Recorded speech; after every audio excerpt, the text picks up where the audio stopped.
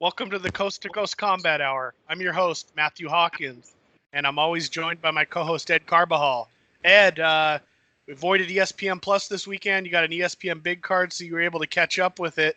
What do you think, my man? Oh, not one of their best ESPN red cards. Had what a couple, one or two nice finishes. Um, but other than that, it was kind of. I recorded it because I went out. I watched it on Sunday actually, and you know it was a Sunday card for sure. Yeah, it was. It started off rough. I think it started off with 9 consecutive decisions. Maybe it was 8, but I mean that makes for a long night. Even if the fights are decent, when you get eight decisions in a row, especially for the live crowd, that can be a bit nauseating. But and I found it funny too because everybody was kind of talking smack on the Sacramento card the weekend before and saying this was the can't miss card. And honestly, Sacramento really overlived what it should have been, and this one I thought was a little bit of a disappointment. Not only the decisions, but even the fights that were good in theory were really quick finishes. So, um, a couple fights to note on the prelims. I know Mario Batista and Jin Soon Sun won the fight of the night. That was one of the more back and forth prelim bouts. Ray Borg picked up a big win. He's gone through a lot of personal stuff. Yeah, Kid that was in nice and to out of the see. hospital. Yeah. So he was real emotional. Yeah, exactly. Nice to see him pick up his first win. I believe it's his first win since his son was born, and has had to go through all the living hell in and out of the NICU. Um, so that was obviously, like you said, good to see. Jennifer Maya picked up a win over Roxanne Modaffari, kind of what we talked about on our preview show for this event. Roxanne just kind of was one of those fights where she doesn't really get off and not much happens.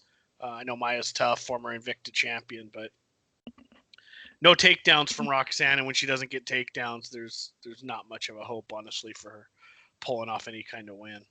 Yeah. Yeah, that was unfortunate, but the one thing that stuck out to me, actually, just to it's gonna be I'm sure it's gonna pop up this week. With Sherdog, I did Off the Chains. They do a podcast every week, and I was on there talking about this card last night.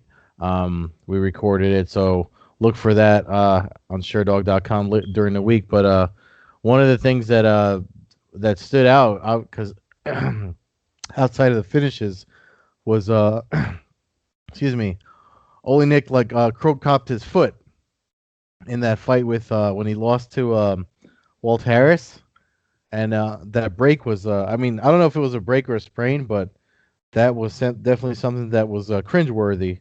Um, I didn't read any further results as far as like the injury, but he limped out of there and his foot didn't look good. So um, that was sad to see because I actually like a jerk I had Olenek picked. Did we do our picks for this card? Yeah, we both picked Olenek to Yeah, win, and Walt Harris knocked him out in 12 seconds. yeah, So that was the co-main event of the night. So that jumps up the card a bit. But yeah, I mean, that was a surprise to me. I mentioned how I thought it was strange Harris was the favorite. Obviously, the bookmakers were there, and uh, Olenek is getting up there in age at 42. But I thought with his 57 wins, he'd be able to at least stretch it on and threaten Harris. But that obviously didn't happen. We talked a lot about the heavyweight fights coming in. Andre Arlovsky, we both, I believe, picked Rothwell to win that fight. I thought Arlovsky was going to get taken down hard and knocked out, and he looked better than I've seen him look in a long time. On the same token, I thought Rothwell looked about as bad as I've ever seen him look. So I'm not yeah. I'm not sure. Rothwell just looked really sluggish, real slow. Um, I mean, he's always had like an awkward striking style, but um, the way the result came out, the way it looked, it used to look weird and come out good for him. And that fight, I was just like, yeah, that looks like Ben Rothwell, and the way that I used to seeing Ben Rothwell fight. But you know, I just yeah, man, it was definitely weird to see. I know Arlovsky got in trouble for some of the language he used after his win, but that's for another crowd, I guess. Oh, I didn't pick that up. I'll have to look into that. I I didn't think they necessarily. I think they bleeped it, but you could make out what he said. He apologized. He used a homophobic slur, and he apologized for it. Afterwards. But they're fighters. There's adrenaline. He picked up a win. An old guy like him getting a win is probably got him all amped up. Yeah, I mean, like I said, I didn't pick that up. Was he calling Rothwell it? Was it reference to Rothwell? No, no. I guess it was just like to the doubters and stuff like that. Because Oh, obviously, well, yeah, pretty much you and me. Because right. I was we gonna say. I was gonna say. I guess I should look in the mirror yeah, if that's what he was talking to. yeah. Um, So but that's it. Good for Arlovsky. But like I said, Rothwell just looked real slow, sluggish. I don't know how much that Ivanov loss took out of him. I know he had been out for about 3 years, and he comes back, and I think he thought he really won the Ivanov fight, and it just seemed like he just came through the motions. I know he's been asking for an Arlovsky rematch for years, so it was surprised to me see him really come out and not even show up. But again, Arlovsky looked great. His striking, his boxing looked really good. So that was uh, that was obviously a positive for Andre. yeah. Uh, the Hooker Daniel Hooker James Vick fight was a little up the card as well, and That I one, yeah. I can't recall who I picked. I believe I picked Hooker to win that fight. I know it was one that I thought was going to be fairly close, but Vick just fights with his chin up. His striking defenses leaves a lot to.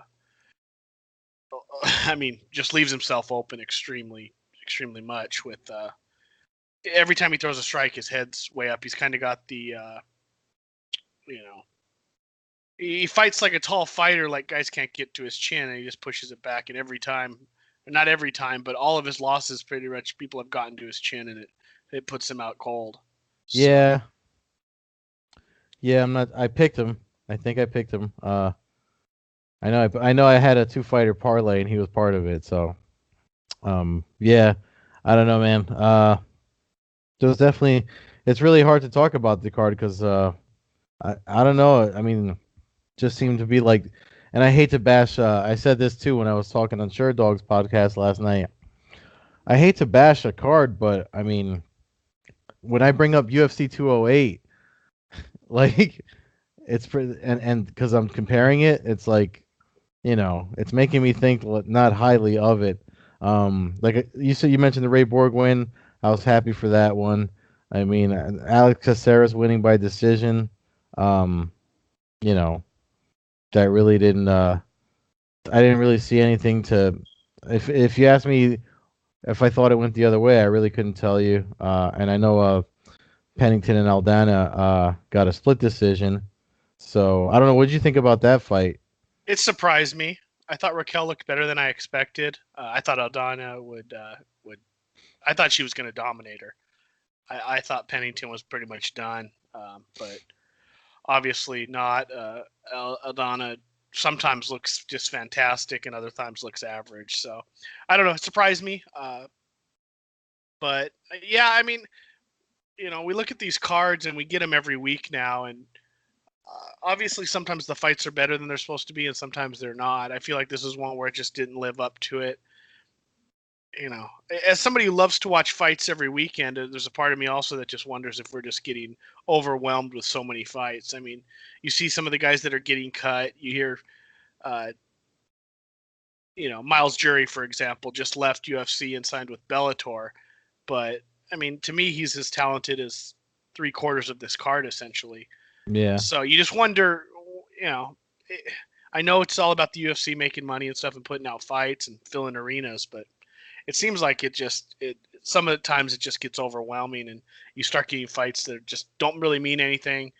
Don't there's no storylines to them. They just happen to fill out a card with 13 fights. So, I mean that's I know that's a long conversation, possibly for another day, about oversaturation, and we've had it before, as a matter of fact. But Yeah. you know, Greg Hardy picked up a big win over Juan Adams. I thought Adams would beat him. I think you picked Hardy to win that fight. No, I picked that. Well, I picked Adams. Well, again, we were both wrong again. Yeah. It wasn't our best week for picks, No, but it really wasn't. I would say, yeah, it's well, horrible. yeah, I would say Hardy surprised me. Obviously, I didn't pick him to win, so uh, at some point we're gonna have to start giving him some credit. I know that he had his major issues outside the cage a few years back, which cost him his NFL career, cost him a lot of money, a lot of other stuff. But he moves to 5-1. Most of his finishes inside the first minute, if not all of them. Showed good takedown defense on Adams, who tried to take him down. He pretty much fought it off and ended up in a position where he could hammer fist him. Counted at 31 unanswered hammer fist to the head. So I mean, a guy that big, we've always he's an NFL Pro Bowler.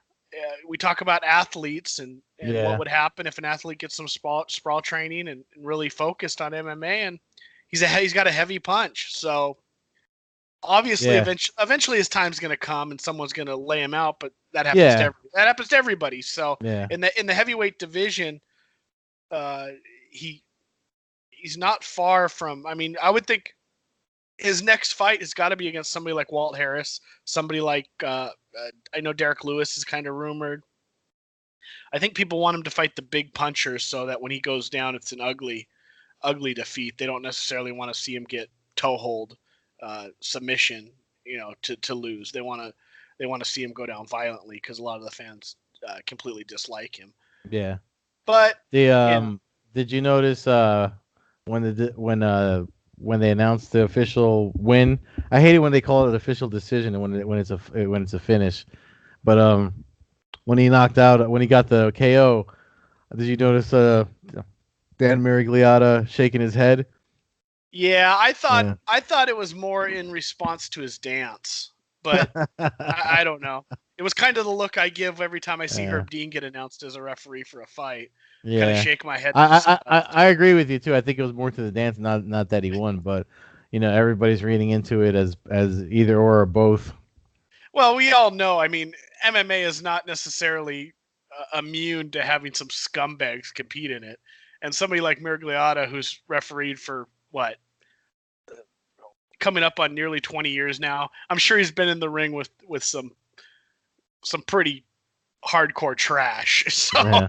So I mean, Hardy's. I'm not here to defend Hardy. I don't even like to get into it. I just like commenting on more than what happens in the cage. But that's I don't know. I thought it was to the dance, and I kind of did the same thing when I saw him doing whatever he was doing there. I don't know. I think that's some kind of like a I was gonna say Fortnite dance. I don't even know. I never played Fortnite in my life, but me neither. It seemed like I've seen that around. So big win for Hardy. As far as an MMA career, he deserves a bigger name fight now. And if he keeps knocking out people in under a minute, people are going to change their tune as far as at least watching him, or he'll become that guy that everybody roots against, and they're still going to watch him fight. So yeah. So either way, the UFC wins as far as their investment in him is concerned. Then the main event. I know another fight you didn't pick well. I picked Edwards to win. I thought it would be more wrestling, and he really did that in the first round. Took down Dos Anjos and didn't dominate him, but controlled him completely on the ground the first round of the fight. Eventually opened up a nice cut and worked his way to a pretty dominant 5-round decision. Basically 4 rounds to 1. I believe one of the judges gave it 5 rounds to 0. Kind of what I expected. I think Edwards is on the way up. I mean, he is now clearly on the way up.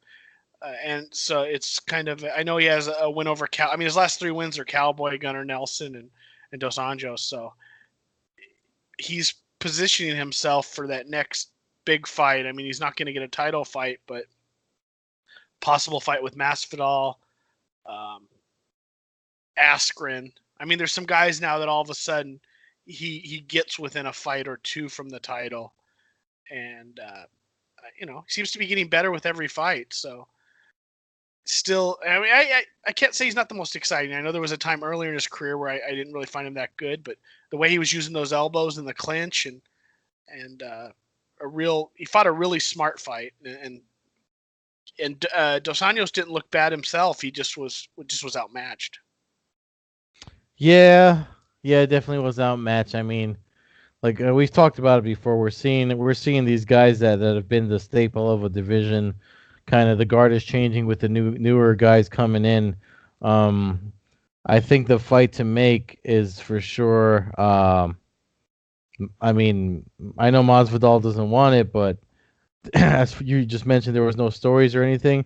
But that's a story they could build on and sell tickets to. You know, from the three-piece Minnesota incident to where they rank within each other now, and you know what's going on with the division. Obviously, with the newer card with Robbie Lawler and Covington, that's gotta play out too. But you know, both of them are kind of like they want a title shot, or well, Edwards was like title shot or Masvidal, and Masvidal is like title shot or Connor because he wants the money, which I can't blame him. He's been fighting for 16 years, so yeah, man. I mean, the thing about cards like this, like we were talking about, how there was nothing really there to pull interest as far as storylines, but the precursors to building these storylines were definitely there. So at least it had that, unlike UFC 208, which had nothing. Well, I mean, so we look at the rankings now. Edwards is at number 4, so Yeah, the UFC jumped him 8 spots. yeah, Um, I'm just looking here. So we got Usman's the champion. Woodley's the number 1 contender, but it would be hard. He deserves a rematch essentially based off career, but not necessarily off the last fight. Colby Covington is fighting Robbie Lawler August 3rd in your neck of the woods there, or your outside neck of the woods there in Newark, New Jersey. If Colby wins that fight, I think it would be a disgrace as far as a sporting aspect to not give him Usman. Uh, yeah. And Masvidal slips in behind that. So I mean, yeah, essentially, if Usman's going to try to fight in the next like 2-3 months, then I think it's got to be Masvidal. Otherwise, he's waiting for Covington if he wins. That does set up 3-4 with Masvidal and Edwards. So I guess that yeah, fight makes the most sense. The only other fight that I can really think in my mind would be I know Stephen Thompson wants to fight at MSG. Maybe I know Wonder Boy's been on a coming off of a tough loss to Pettis, but I mean, in theory, you could do Edwards and hmm Thompson in MSG, and it wouldn't be a total joke as far as rankings go. It'd be 4 yeah. versus 7. Yeah, Um, Jay actually suggested the same thing when we did the thing on Sherdog last night, as far as like what's next for Edwards, and you damn near said the same thing. I mean, I actually like that fight too. I wouldn't mind seeing Wonder Boy and Edwards go at it. I know, Wonder Boy hinted at switching to middleweight, but you know, that would be like he'd have to do one to see how it feels and figure out whether he's going to stay there or not. I mean, he was winning that fight with Pettis, so I like that fight, him and Edwards. yeah, well, I mean, that was before the Pettis fight. We were looking at a log jam at welterweight, and considering he had fought Woodley twice, that's where our question was. And now looking at the rankings, that he slid down a little bit, it opens up a lot of fights. Yeah. A Dos Anjos matchup, I know I've mentioned that in the past. I think that's a good fight for Steven. Um, Askren is always there. Robbie Lawler's there. Uh, Even Damian Maya in a total contrast of styles match. So, I mean, there's 3 or 4 bouts out there for him. Whereas it seemed like, before his fight with Pettis, we were kind of going, you're kind of stuck there. You can sit at number 3, but they're probably not going to give you Woodley.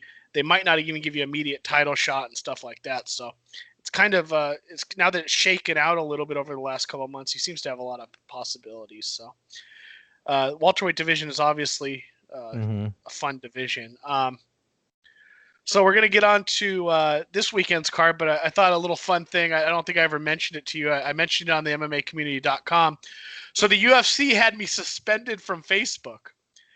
Oh yeah, when Yeah, today? I got a 3-day suspension on Saturday from the UFC. So I figure I'd give a nice little What'd fu you do? out to the Take a UFC. picogram? Yeah, I figured they said I got suspended for posting a video. I don't really post a lot of videos. I'm not even sure what it was.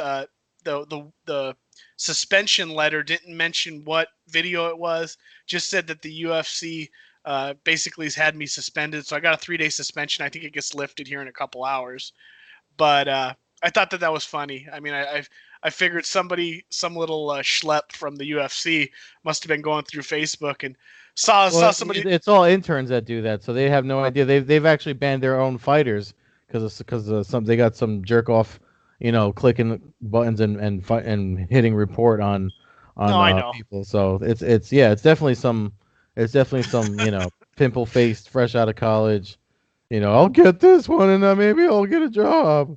I laughed it off. I didn't question it. I don't even care. I could care less even honestly about Facebook. I just use it to share my photos and stuff with people. But I just laughed because I always figured my suspension from Facebook would come from making a comment to somebody or getting in an argument with the wrong person who decides to go crying to their mommy. But I just laugh at the idea of some UFC employee looking at my Facebook page, scrolling through all my stuff, and going, "Hey, let's get the guy who's been to 53 events, probably spent more money on our goddamn company than any other fan in the history of the fucking sport."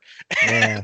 And he's the one. We're gonna pull a 10-second clip video from his Facebook page when you can go on any. What could have it possibly done? I mean, everything you posted, either your pictures or either your videos from like fucking cheering beers in the crowd or something That's what I'm getting. Yeah, exactly. I don't have any idea. It didn't tell me. I only have about I probably only have 6 or 7 videos on my whole Facebook page. I have tens of thousands of photos, but literally probably 6 videos. And it's just funny when you go through social media and in a matter of 1 second into a fight, there's already people posting videos left and right. You go on Instagram and it's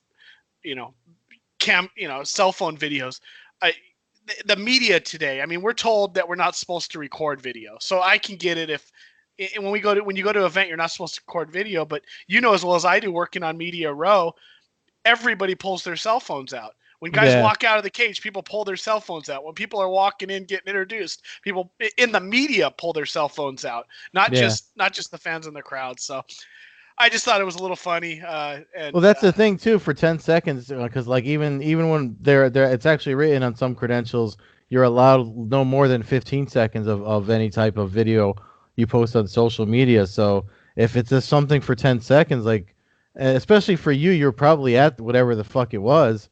You know what I mean? Like everything on my Facebook page is what I've taken. It's all my photos. All my photos are 100% legal. The videos, okay. In theory, I guess I broke the rules of when you walk into the arena, it says no video. As well as I do, 10,000 people in the arena pull out their cell phones and record the walkouts and the fight highlights. Fights in the crowd. Exactly. So whether it was 15 seconds, whether it was 45 seconds, it's still somebody yelling, "Just leave."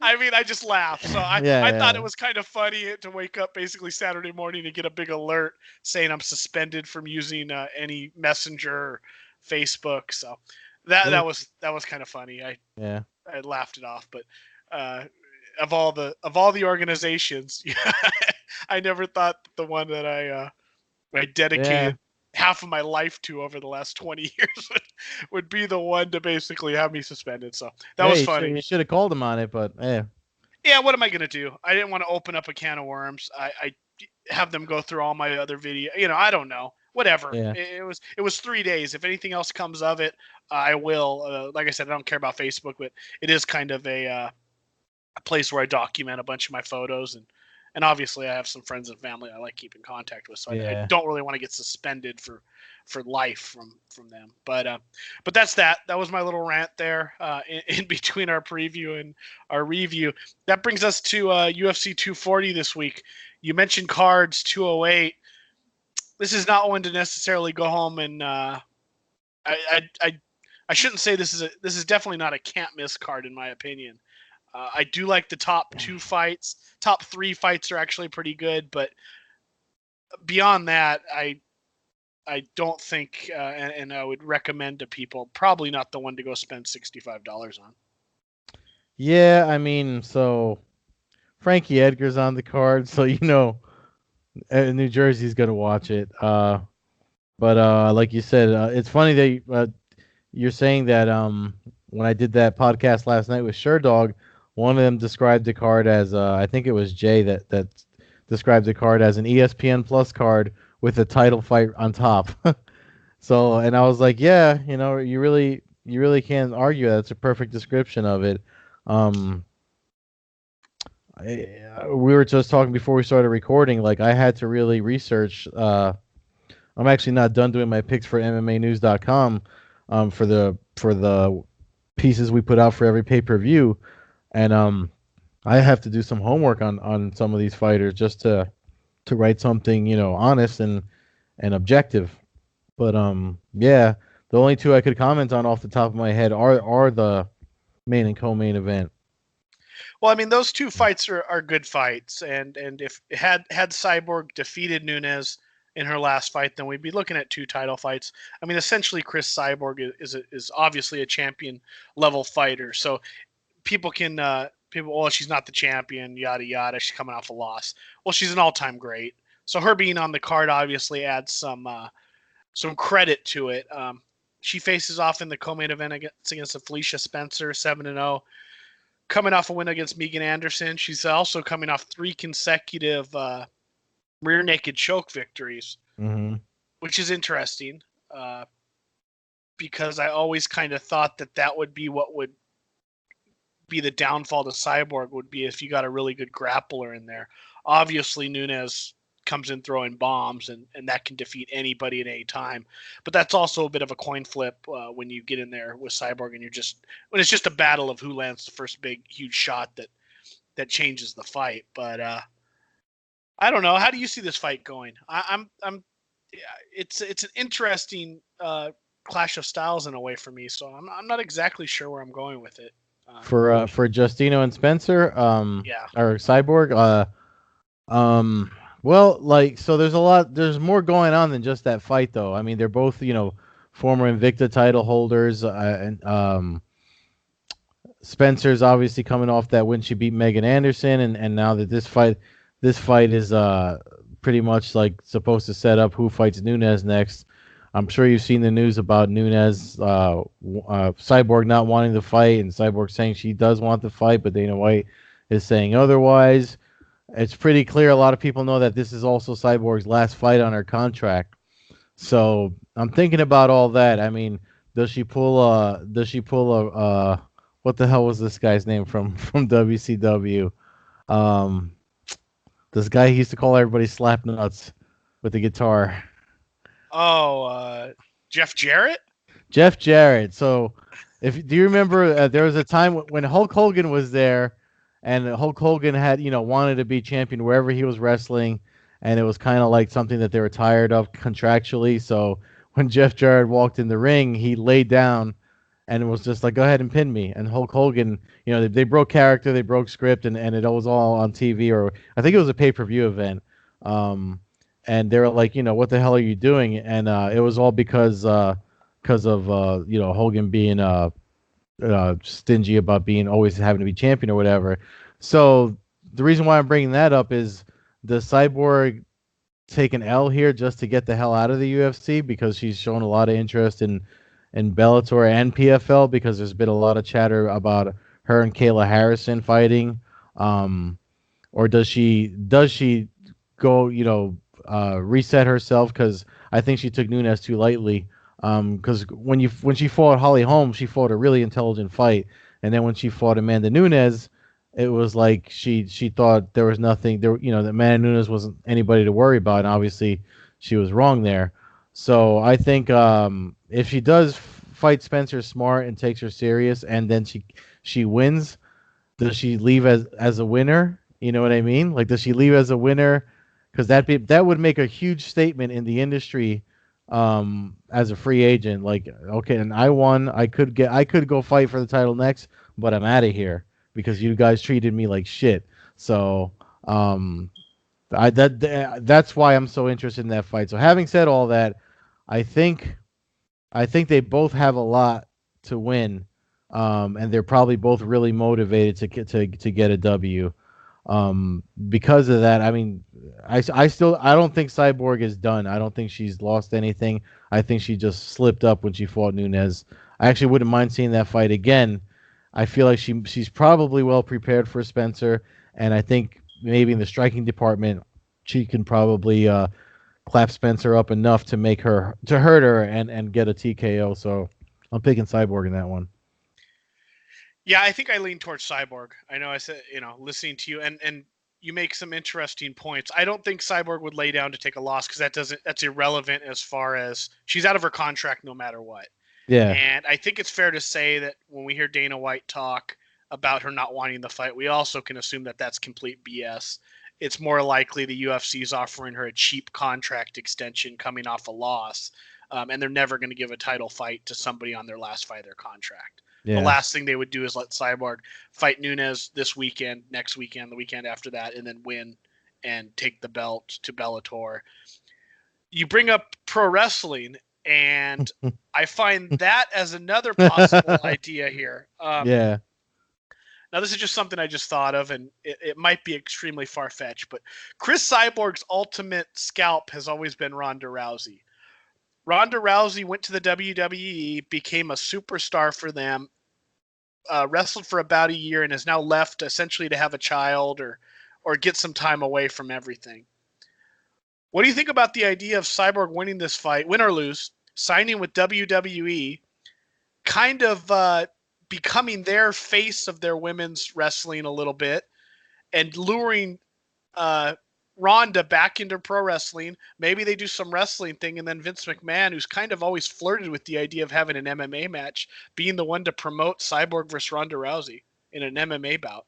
Nah. I know that sounds weird, but if you did that, if you let's say you had a real MMA bout on a WrestleMania card in a stadium of 80,000 people, Yeah, they did do a boxing match they've once done back boxing. back in the They, day. yeah, I mean they did that. They did kind of a tough man tournament. I'm just throwing that out there. We know that Cyborg's always wanted Ronda. That's always been her kind of her number Yeah, one but scalp. I don't think she wants her that way. I mean, if anything, Cyborg is a competitor. She's been fighting long, like she's beaten a lot of the the the the the heavily promoted females that people credit for bringing MMA to the forefront. She's beaten a lot of them. She kind of hasn't gotten credit for being that person herself. I feel like maybe she wants to pick up maybe she does want to pick up another title. She fought so hard with her weight cuts and stuff in the UFC. I don't see her sticking around. But as far as your thing, I mean, far fetched. Yeah, it's super far fetched. But even if it happened, honestly, I wouldn't. I'm not. I don't watch WWE now. No, So I'm not like, saying it would attract yeah, your eyes. I'm just saying that she no, on her social media, and obviously her social media is a bit of a joke. She's over the last couple of years, she's definitely flirted with the idea of going to pro wrestling, or at least talked yeah, about it, or her handler has talked about it, whoever does it. So that wouldn't surprise me. It's a guaranteed paycheck, and something that it would be a bit of a retirement for her, but I could see it happening. I don't know if the UFC lowballs her. I could definitely see it happening. I'm not so sure I see her signing with Bellator or PFL. I mean, maybe some fights in Ryzen if she wants some easier paychecks, but I don't know. I think she's a little bit more about the money these days. She's getting up there in age. She's been around for a while. I don't know. I just see that as I see that as it, but also she's a competitor. So if she gets a dominating win this weekend and the UFC comes to her with a fair contract, I can't imagine she doesn't want another crack at Nunes. But I just yeah, feel like the pro wrestling thing's there, and maybe the Ronda Rousey thing is completely irrelevant to that. But from a pro wrestling industry, if Chris Cyborg went there and then Ronda Rousey came back, even if they just stuck to pro wrestling, it would be something that would they'd make money off of. I mean, there was definitely money there. Ronda became a huge star in the WWE and got a lot of accolades doing it. Um, she tailed off a little at the end because I think her mic skills needed work, but that can all be at least learned or improved on. So that's neither here nor there, though. I'll go Cyborg. Hopefully it's a good fight. I feel like Spencer might try a takedown. Cyborg might fight it off and end up landing a couple bombs on the ground, which historically hasn't ended well for the fighter taking the punches. That brings us to the main event. Max Holloway coming off a loss to Dustin Poirier at 155 pounds. He was attempting to become a double champion, so he goes back down to the 145-pound featherweight division to fight Frankie Edgar. Bit of a controversial fight. A lot of people thought Edgar jumped the line. He's a legend of MMA, of the UFC, division champion at lightweight. Fight that was scheduled a couple other occasions but fell through due to injuries. Edgar notably taking a fight with Ortega that ended up with him getting knocked out when Holloway pulled out fairly late to their scheduled title fight. So I have no problem with Edgar getting the fight. I think there's a lot of matchups for Holloway at that division, but I'd love to see Frankie pull this off, but I can't go against Max. He's looked just incredible over the last handful of years. Even his fight with Poirier, he looked good. He just got in there with a bigger, stronger version of himself, essentially, is kind of the way I saw it. So I don't know. I got to go with Holloway. I'll go. I don't think he finishes Edgar. I think Edgar's way too durable in that sense. And I don't think Holloway necessarily has the one-punch knockout power that like Ortega hit him with. So I'll go with Holloway by decision. I think there will be moments where Edgar, maybe early in the fight, where Edgar threatens him, but I don't see Edgar outworking Holloway for 5 rounds. Yeah, so I know they did a face-off not that long ago, so I saw that Holloway has a pretty obvious height and reach advantage over Edgar, but I can't not root for Frankie Edgar. I feel like Frankie Edgar will take a beating to give one. The other thing is too, I mean, yeah, Holloway's been winning and he's fighting all those wars, but that damage has to wear on you. I think damage like that, there's got to be pieces of it that just stick with you. Especially, I mean, nobody.